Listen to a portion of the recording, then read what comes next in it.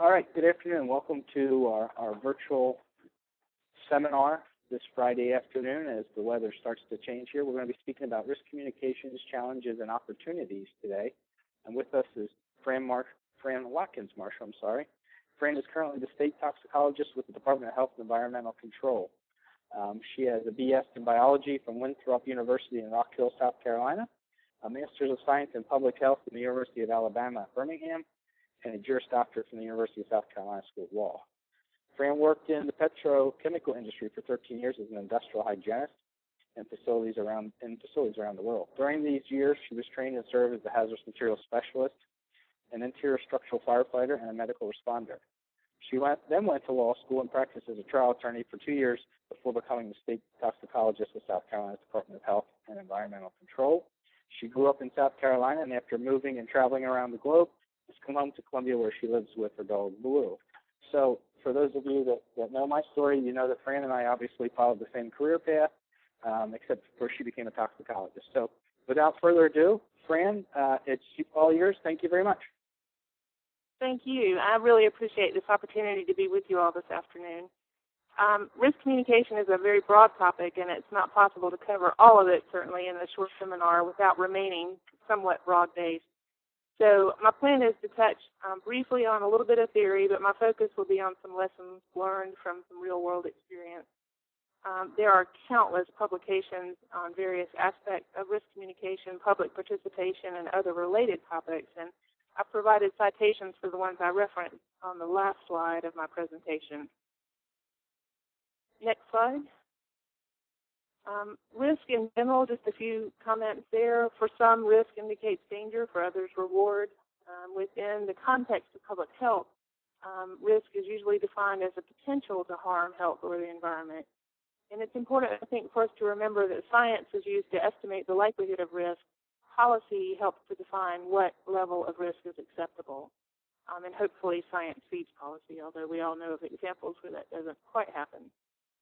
In order to have risk, you have to have both the presence of a hazard and a route of exposure to enough of it, whatever that is, and that's an important part of risk communication that I will touch on today. And the concept of risk is certainly further complicated by people's perception and emotion, especially during emergency situations. Next slide. I love cartoons and quotes, and I think this one illustrates a very good point. Risk communication is largely about communicating uncertainty. If you see the back of the tanker truck there, it says the scientific community is divided. Some say this stuff is dangerous, some say it isn't. And the poor fellow in the car following the truck doesn't quite know how close to drive, maybe to the truck. Next slide. I do think it's important when given presentations that the audience understands the perspective of the person doing the presentation, and you will probably tell from this slide that I don't know what I want to be when I grow up, but I wouldn't trade my diverse experiences for anything, and hopefully I'm better as a person and do a better job because I've had them. I do have a good bit of experience in the petrochemical industry, working primarily in occupational safety and health, but during that time I was engaged with supporting emergency response to a wide variety of on-site events that affected off-site areas. Then I did also go to law school and practice for a few years, and now have returned back to public health arena and deal a lot with risk communication these days in public meetings, not associated necessarily with a recent emergency, but more with historical environmental contamination. Next slide. I'd like to dedicate this presentation today to my friend Joyce Kurt-Moyer, who is a graduate of Millersville University and is embarking, as some of you may know, this week on a most challenging and rewarding, hopefully, risk communication role that I've become an parent. So, Joyce, this one's for you. And you know, all lawyers disclaim, so I'm no different from that, and I will offer this disclaimer to you that the opinions expressed in this presentation are my own and not intended to represent those of my current or former employers and coworkers. Next slide. 1 + 1 = 2, or does it? Next slide. We have, for a lot of years, tried to make 1 + 1 = 2, and you see on this quote from Jane C. Maxwell, And if you look at the dates he was around, it was 1831 to 1879. And even back then, they were trying to basically make the aim of science to reduce the problems of nature to the determination of quantities by operations of numbers. So we try to make 1 + 1 = 2, but as we know from the real-world experiences that I'm sure all of us have had, that's not always the case. Next slide.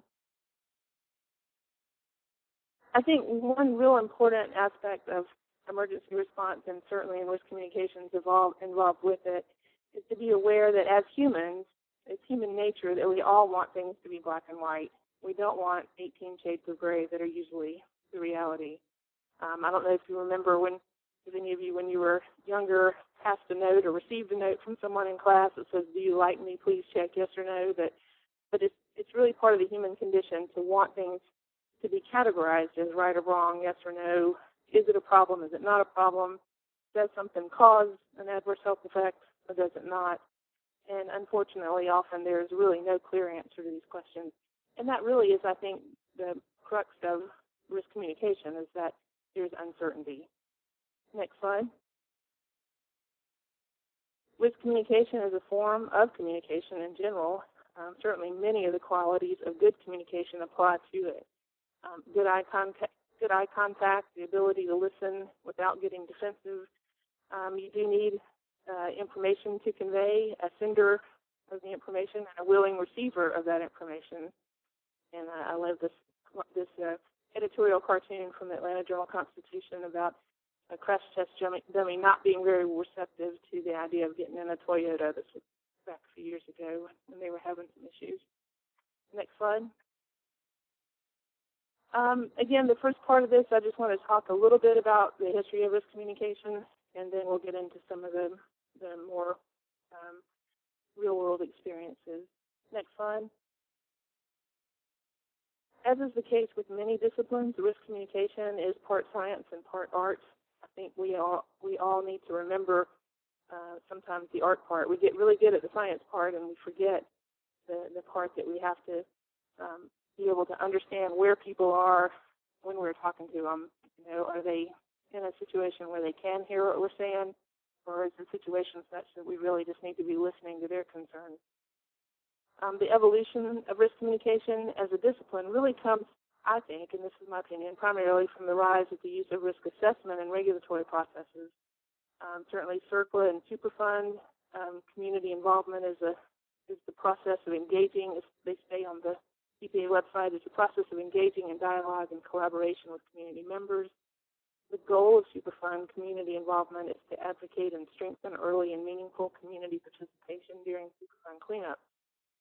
If you look also to SARA Title III, or the Right to Know, EPCRA, the stated purpose there is to encourage and support state and local planning for emergencies caused by release of hazardous chemicals, and to provide citizens and governments with information concerning potential chemical hazards present in their communities. The Clean Air Act has Section 112R, some of you may be familiar with, that requires the production and use of a risk management plan. I'm going to talk a little bit about that in one of the scenarios that I will mention here shortly. But over time, risk communication has really become a more formal and recognized important function of risk assessment and risk management. Next slide.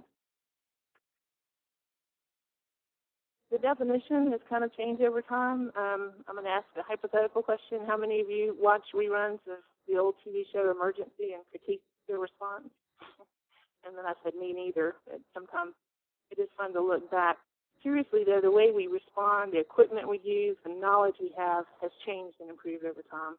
And I think we do need to look back at historical incidents and issues, because we can certainly learn from them. The definition of risk communication really historically was a kind of one-way communication, coming from an expert or experts to members of the public or people who are not experts in an attempt to kind of translate complicated information. That definition has kind of evolved more now, and it's really more, while the translation of technical data is still certainly important, it's really more of a two-way communication, if not more than two ways. Next slide. This is a more modern definition of risk communication, and It's defined here as an interactive process of the exchange of information and opinions among individuals, groups, and institutions concerning the risk or potential risk to human health or the environment.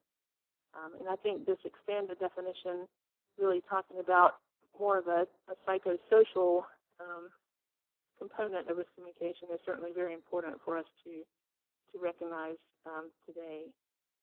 It can involve a lot of different messages about the nature of risk and other information that may be kind of tangential to the risk, that express concerns, opinions, or reactions to risk messages or to legal and institutional arrangements for risk management.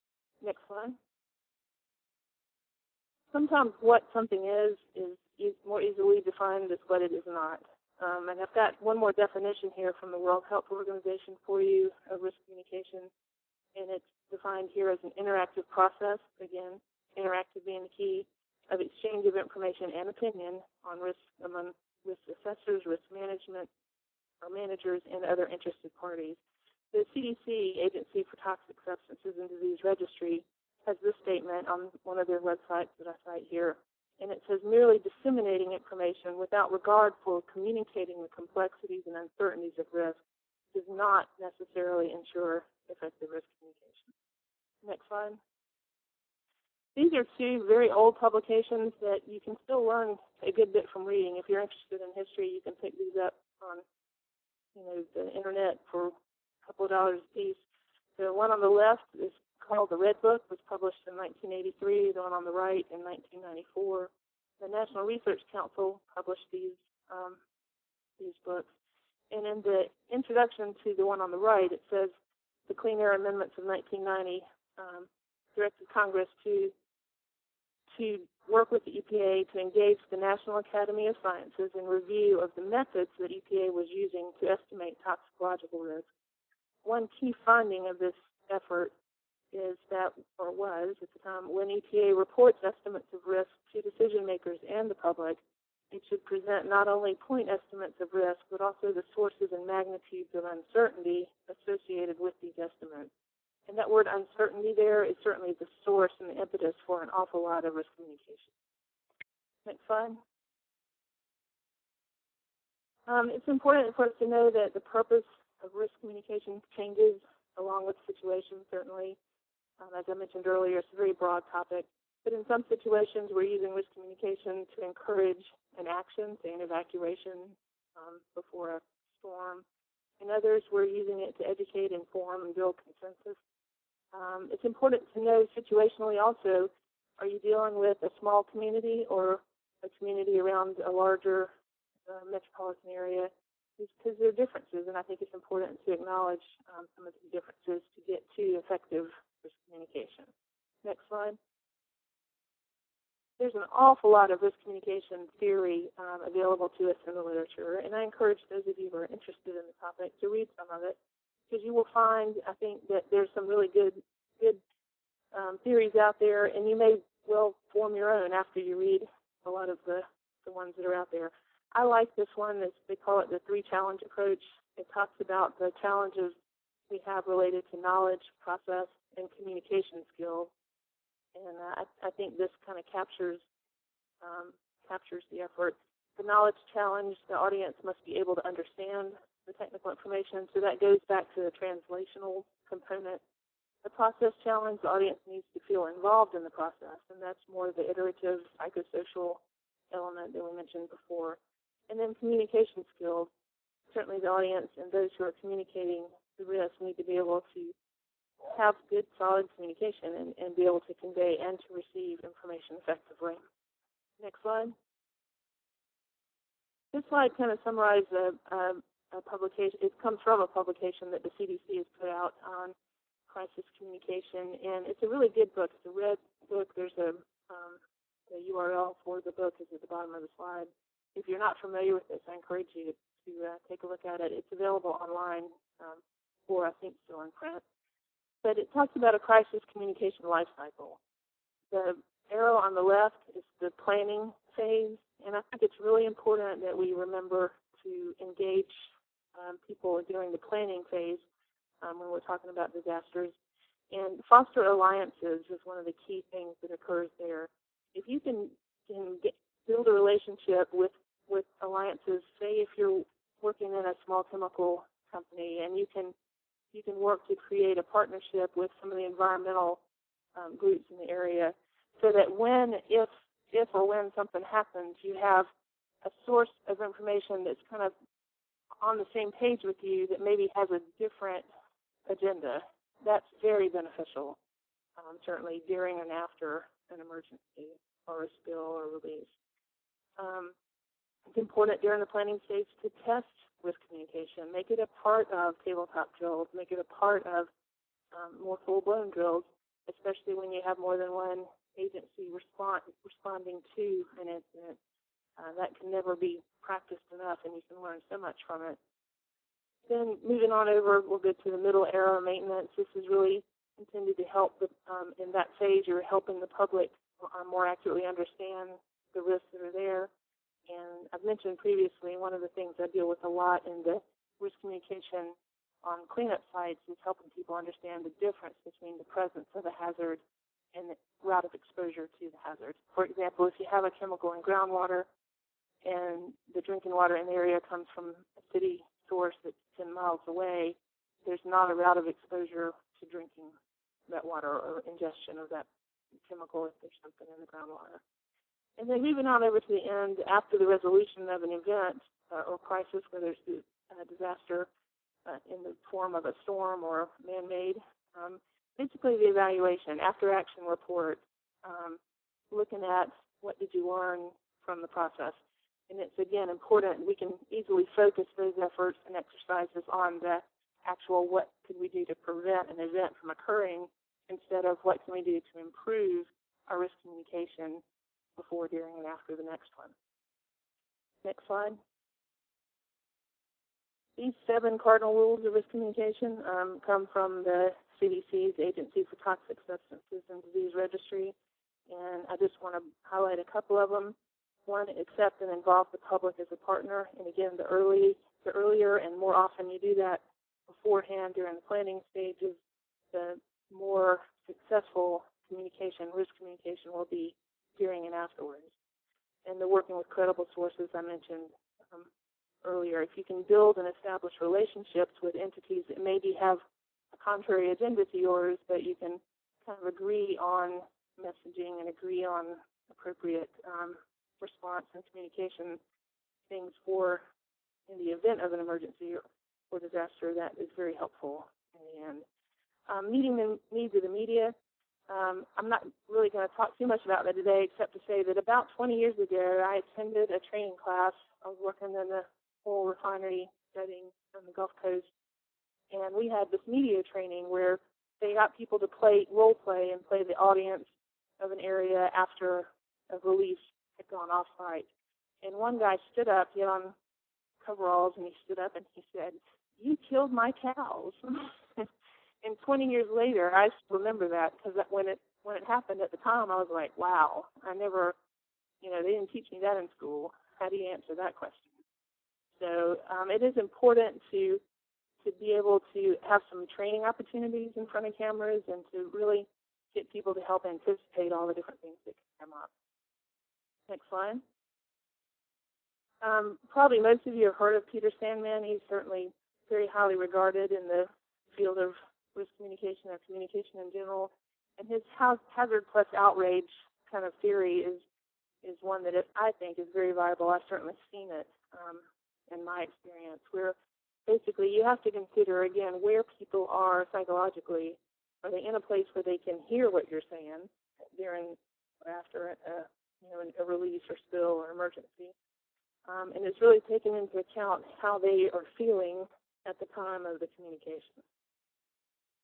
It really goes to timing again. If audience has been engaged in the planning phase, things can go better during and afterwards. Next slide. I don't know about you all, but I have found certainly that it is often more difficult to deal with perceived issues or misperceived issues than it is to deal with real exposure situations. Lest we forget, perception is reality to those who perceive it, and there's certainly many factors that influence people's perceptions. Generally speaking, and I think this is true almost all the time, people are much more willing to accept their own high-risk behaviors that they can control, like smoking or driving a car, than the much lower risk of exposure to environmental hazards that they cannot control. For example, emissions from a permitted facility, or certainly a spill or release of hazardous materials. I like this John F. Kennedy quote, "For the great enemy of the truth is very often not the lie, deliberate, contrived, and dishonest, but the myth, persistent, persuasive, and unrealistic." Next slide. Okay, now I'm going to talk to you just a little bit about some lessons learned, and lessons that I've learned or seen, observed, and some points to ponder, things for you to think about. I'm going to try to put you in some situations, and I want you to think about, how you would respond or react to them.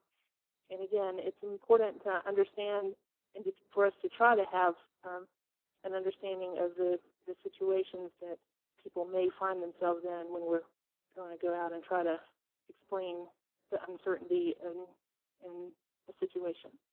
Next slide. Overstating the obvious. I say here the question we have to ask ourselves when dealing with non-scientists is often, to whom is it obvious?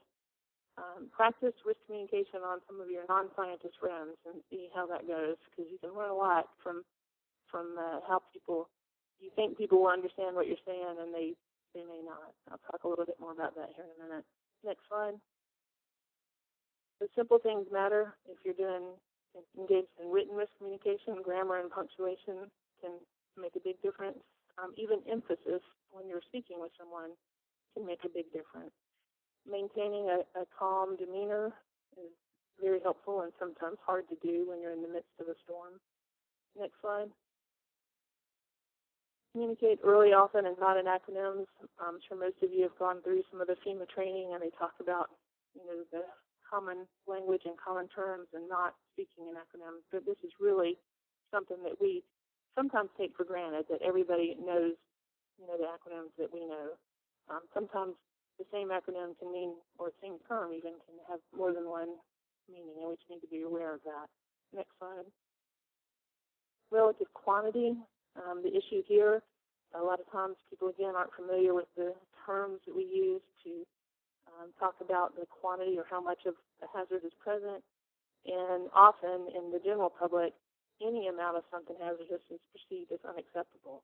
Now, we know that there are plenty of hazards out there that are at small concentrations that we're all exposed to, that's not something that the general public thinks about on a daily basis.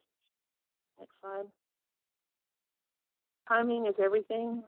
Again, the opportunity we have for willing receptors is more before an event, and if you establish relationships beforehand, you're going to have much greater success afterwards. Some ways to do that, if you're in industry, community action panels, emergency drills, seminars, meet and greet with the local county and city response or first responders, things like that can really go a long way. Next slide. The keys, planning, use, and critique. Again, this kind of circulates back to the arrow slide I had previously. Partnerships during the planning process can really greatly assist the effectiveness of risk communication during, and other things certainly too, during an event and afterwards. Exercises are very useful, even though a lot of people don't really see the utility. Some people think it's a waste of time, I guess, but it's really an invaluable thing to go through. And then, next slide, one last disclaimer before I get into some scenarios. For purposes of this presentation, I'm going to talk briefly about some events, but my focus is certainly on the interactions outside of the on-scene response and site investigations and dealing more with the communication of risk among the general public. The scenarios that I'm going to talk about are based on real events. There were fatalities in 2 of them. And while I'm talking today about ancillary lessons learned about risk communication, I don't ever want to forget those lives nor make light of their loss. Next slide. Okay, I'm going to go through in a slightly different manner for each one of them a couple of scenarios. I'm going to just read the scenario and then talk a little bit about the lessons that I learned and then ask you some questions to get you to think about, how would you feel in a situation, and I'm sure that you can all come up with better ways or different ways to respond to the situation. But the purpose here is just to kind of get you thinking and to share some experience that I've had. The next slide. The first scenario I'm going to talk about is after a pretty large refinery fire. Basically, a piping elbow failed during the startup of a delayed coker unit. And the fire, smoke from the fire carried insulation and other debris miles off-site. Early on, the site called for additional support from other company locations, and I was one of those that flew in from another location. They established a number where people could call to report debris they thought was found in their yards, and we had a team, we had several teams consisting of an industrial hygienist from the company along with an employee who was familiar with the neighborhood, and we had law enforcement in the area as well, because as you can imagine, people weren't real happy about the fact that things came from the facility and were now sitting in their yards. We established a phone number. We had radios. We dispatched. I was one of the teams dispatched into the neighborhood. Just some of the challenges we had. There was asbestos-containing material, and first we initially assumed anything we found was, and then we developed an ability or a protocol for taking samples of different materials to find out whether or not it was asbestos. But think about this situation. People had been in contact with the debris in their yard, but when we go to clean it up, the workers have to follow the OSHA asbestos regulations and are going to be wearing the white Tyvek suit and half-face respirators with HEPA cartridges. So you have a scenario where, kids may have been playing in the yard that morning, and in the afternoon you have a truck with guys getting off and, with the public perceives as moon suits, picking up the material. So it was a challenge to help people understand, or try to, that, we have to follow the regulations to handle the stuff, even though there's not an acute hazard. There's not something that's going to, affect them, or if they did touch it or pick it up or handle it, it's probably not anything that they have to worry about. Another issue we had were vegetable gardens.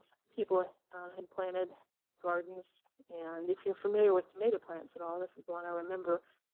Tomatoes can have small black specks on them just naturally, and when you come in contact with the stem and other parts of the tomato plant, it can make your skin itch. So put yourself in this situation where you're having to look at tomato plants and make a decision about whether or not they had been impacted by the stuff coming in the smoke from the fire. And, we were originally taking the position we would pay, people $75 for the right produce in their gardens and ask them not to eat it. Then came the question from a man who wanted his plants removed. He said that they were making his skin itch. Well, there again, it's kind of hard to know was it just the natural setting or not. And we ended up, of course, removing the plants for him. And the last one I want to mention under this scenario is while I was inspecting the lady's beautiful vegetable garden, she was not very happy with the situation. And I was standing there in my company uniform, hard hat, clipboard, and ID badge. And while I was there, I inadvertently stepped in a bed of fire ants. Now, I know probably all of you haven't experienced fire ants like we have down here in the South, but I can tell you they're not pleasant. The bites that you heard. And while the lady was understandably confrontational at first, when I stepped in those fire ants and started hopping around doing a jig, taking my shoes off, trying to get the fire ants off of me, she started laughing, and then we were best friends. And essentially what happened, and we talked about this in our after-action, her perception of me changed from the face of the company to just a person who had experienced the same thing that she had experienced before. So not that I would recommend standing in a bed of fire ants to accomplish that, but there are ways that we can certainly make ourselves more human when we're interacting with folks than maybe wearing hard hats and company uniforms, although you do need the credentials, especially, probably even more so these days than back then. Next slide. The next one I want to talk about was, just briefly, it was a small specialty chemical plant where they used ethylene oxide as a catalyst in a process And there had been a very small explosion, only involving about 2 pounds of ethylene oxide. And it doesn't take much of this stuff to go a long way. It blew a panel off a building and gave a guy a pretty good ride. He was fine, but it was not something that was good. And the issue here was this involved 2 pounds of the material, and they had storage tanks on site with hundreds of pounds of this material. So, people read that in the paper and they live close by and they're very nervous about it. This happened just prior to a process that kind of was implicated in regulations that not everybody took advantage of it or did it as early as they maybe should have. Community action panels. When you're involved or work in a small chemical plant environment, if you ever have an opportunity to start one of these up, I highly recommend it. There's lots of information about them, on the internet. And basically, it's getting citizens who live nearby and people who are have a stakehold in environment or other issues in the area together, maybe for monthly or quarterly meetings, to talk about what processes are in place for an emergency, in the event of emergency, how they would be notified, and give them an opportunity to provide their input, the public especially, to provide their input into your site emergency response procedures.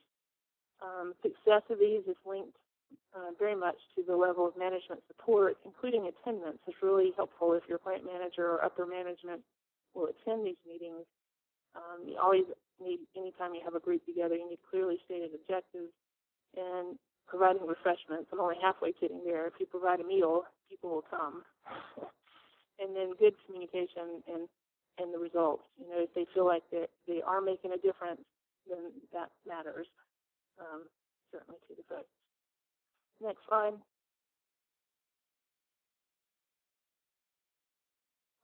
This one, I'm going to just get you to put yourselves in the shoes of a person. Say, imagine a neighbor, you live in a rural area, imagine a neighbor is driving down the road, going to work, and he drives into a cloud of ammonia or chlorine or any of the, acute gases that's released from a small storage facility. That person dies within a few minutes. I mean, the concentrations are extremely high, and it results in a fatality.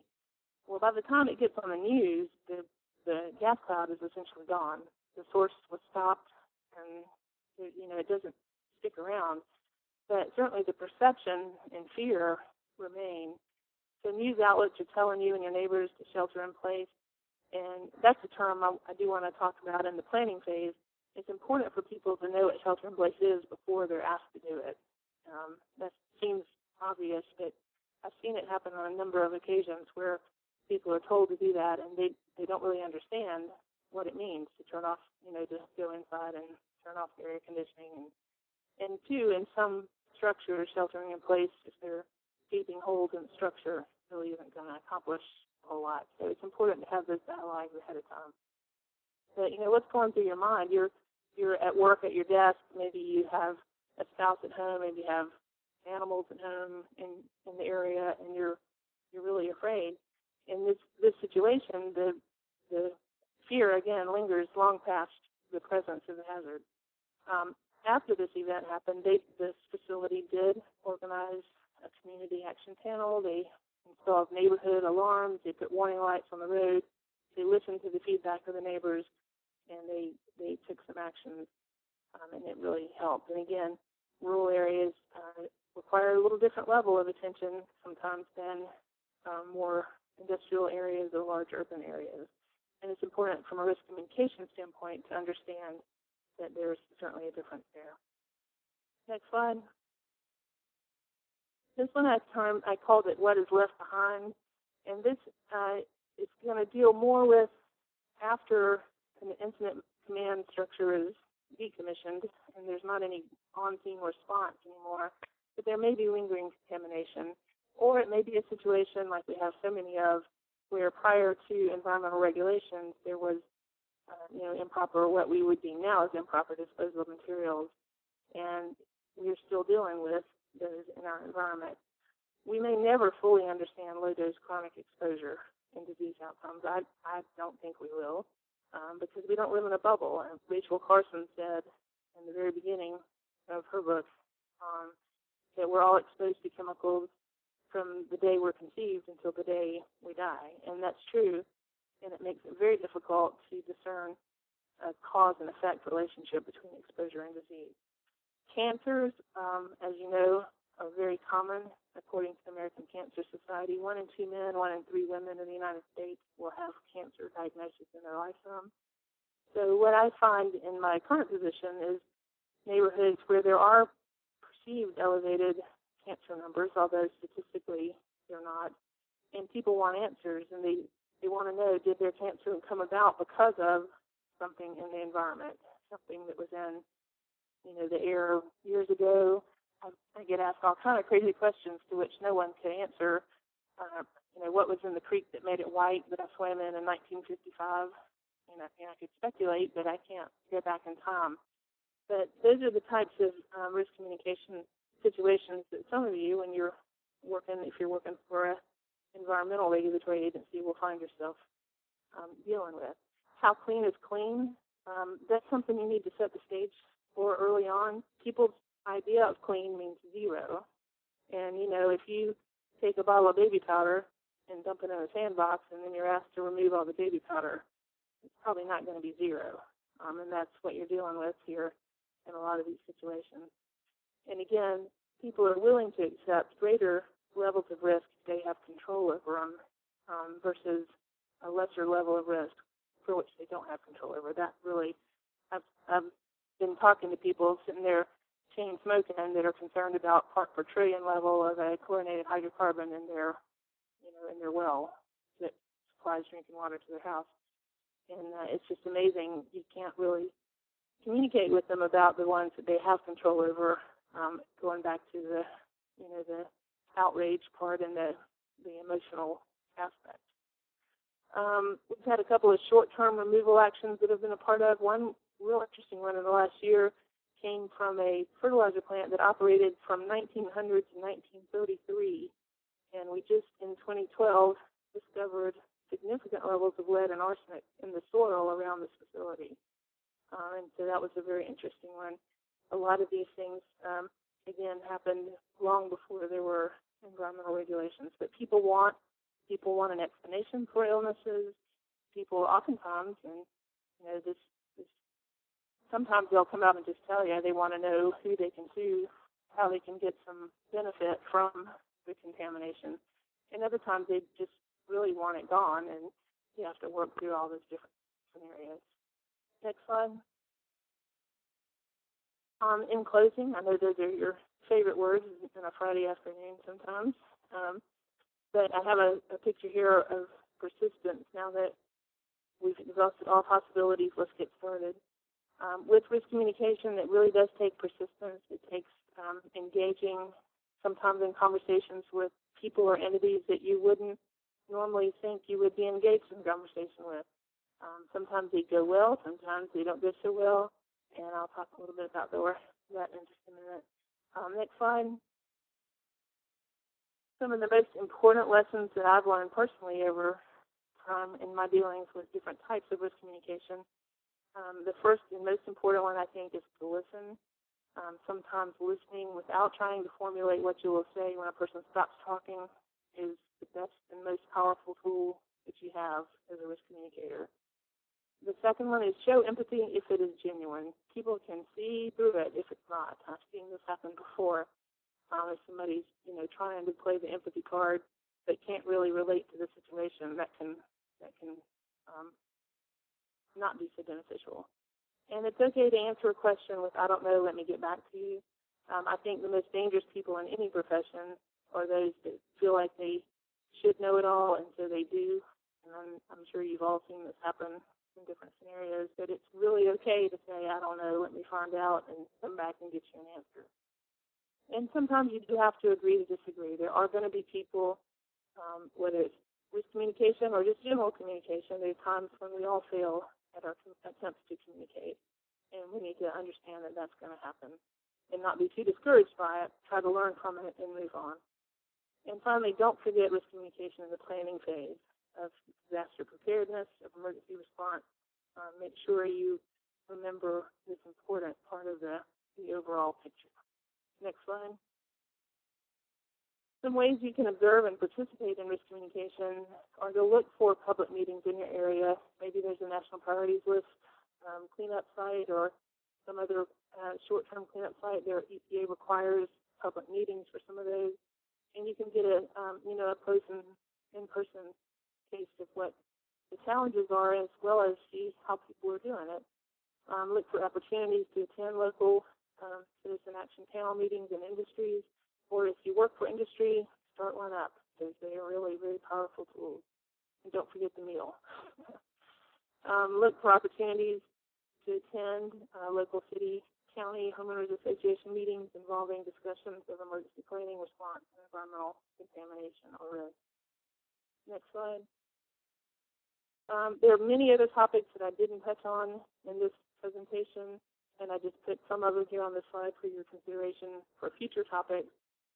Certainly with the increase of use and availability of technology, we all expect instant information, and I think the use of social media is certainly something that's a very, very important part of future risk communication. Delays in communication can be viewed as hiding, attempts to hide facts, and you don't want to, that perception is not one that you want to be on the other side of. We have to balance rapid response, and the lawyer in me now has to say in liability for incorrect information, so you want to make sure you have as accurate information as possible.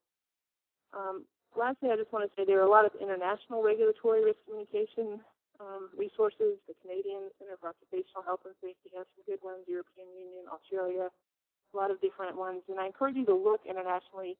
We think sometimes we know the only and best way of doing things in the United States, and I can tell you from experience that there are certainly other sources that have equal or better programs in some of these areas than we do. Next slide. This is me jumping into rapids and bull sluice on the Chattooga River here in South Carolina. If you like whitewater rafting, I encourage you to come down and visit us. But I say here the journey is the destination, and I think that's important for us all to remember. There's always something new to learn. There's always opportunities, hopefully, to learn it. Next slide. And my last quote is one from another scientist lawyer, Thomas Jefferson, and he said, "I know no safe depository of the ultimate powers of society but the people themselves.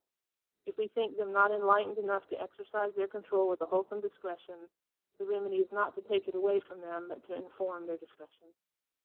And the next slide will be the last slide from the references.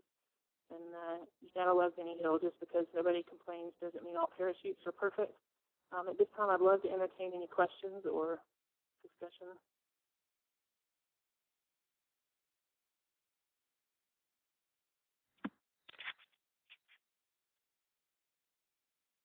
Hello. All right. Can you hear me? Yes. Okay. Anybody? I'm not sure if anybody has any questions. I'm not sure. I'm not sure if also they told you we record all this. You know that, right? I didn't, but that's fine. Sorry. Let's see. In Pennsylvania, you're not in Pennsylvania, so I think we're okay with all there. Okay. We record and archive all these, so on great. Friday afternoons we don't always have a lot of people online. I'm not sure if anybody has any questions. I'll open that up, and Casey and I can see if anybody's going to ask a question. Usually they'll raise their hand. Students jump in and jump out on these seminars, but what we do is we record them, and then like in for instance, the presentation you just gave, I will actually have my students in my class will come at some future point, and they'll actually listen to your presentation, and they'll be able to listen to it and see it. But I don't see any hands up. Casey, do you see anybody with any questions? No, I do not. Casey, do you have any questions? I do not. All right. I think it's actually we can probably turn the archive off, Casey. And